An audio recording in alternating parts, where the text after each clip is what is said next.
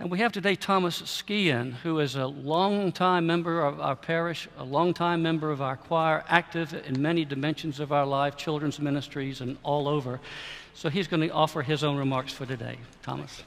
Good morning. Part of my creative process is to sit in the early morning at my desk, read the daily scripture, and journal in my notebook. In these moments, I might find the right words for a poem or an image from my art, but mostly it is my time to sit with God in prayer. In the summer of 1994, I left Washington, D.C. and went out to San Francisco, believing that I would start a new chapter of my life there. But as I sat at my desk, looking out over the hills of Tiburon, God showed me something different. Again and again as I wrote, the image of Trinity's richly decorated and perfectly proportioned space came to me.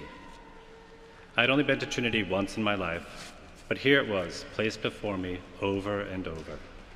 And so after this and several other signs, I returned to my hometown of Boston, to this church, to see what God had in store for me. Being a choir person on my first Sunday at Trinity, I processed down this very long aisle and took my seat in these choir stalls. And from here, my journey began. In my time here, I've experienced moments of transcendent joy and heartbreaking pain. I've seen this place full to bursting with people from across the city, celebrating the outreach of Trinity. I've had the honor of leading morning prayer on a cold winter morning with one homeless person, just the two of us in this huge empty space. I've loved the fiery mysteries of Easter vigils, the beautiful splendors of requiem services, and the sweet amusements of baptisms, weddings, and the like. I've known the delights of new friendships and relationships, and the sadness of saying goodbye to dear friends and having relationships fall apart. But through it all, God's comfort, invitation, and humor have been the constant of my life. And through it all, I've had the privilege of singing in the choir. I love this choir community in all its crazy, harmonic, and cacophonous glory. And I love that in our work and musical offerings, we get to serve you and each other. From my seat up here, I get to witness the full life of this place. I see the faces of children being baptized, and 8 years later welcome them as choristers and acolytes. I see the faces of their watchful parents, smile at a well-sung piece, or a smartly carried cross. I see choir members move into other ministries, taking their faces and voices out into the congregation. And I see adult choir members get married and have children and start the process over again. In all these faces, I see us all interconnected. That first vision God showed me of Trinity was this amazing building, for that was all I knew, and it drew me here.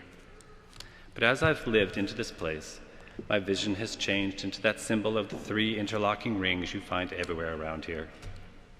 In this vision, there's the circle of me with God, the circle of the choir in service, and the circle of the entire Trinity family. The choir is but one community within this greater whole. This interconnected sense of Trinity is a key to my stewardship. I may sing, and you may feed the homeless, or teach the cherubs, or work against racism, or welcome the stranger. When I wrestle with my annual pledge, I consider how much all the work you do matters to me. Really, how much all of you mean to me. And this inspires me to be more generous than I would be without you. In pledging, I connect my life and my support to all that we do here and all that the church does in the city. Pledging connects me to all the circles of Trinity, which I see as the grace of God, alive in this city, this place, and this community, my true home. Won't you please consider sharing in this generosity and make a pledge? Thank you.